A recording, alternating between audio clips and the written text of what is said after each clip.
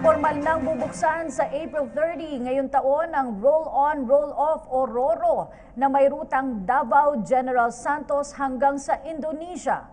Pangungunahan ni Pangulong Duterte at Indonesian President Joko Widodo ang pagbubukas ng pantalan na kabilang sa mga proyektong nasa ilalim ng Association of Southeast Asian Nations o ASEAN.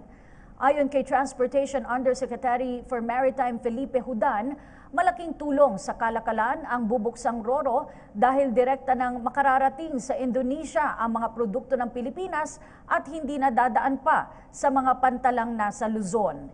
Inaasahan ding bubuksan ngayong taon ang ruta ng RORO mula Palawan patungong Kota Kinabalu sa Malaysia habang pinaplano ng magkaroon ng direktang ruta mula Pilipinas patungong Thailand.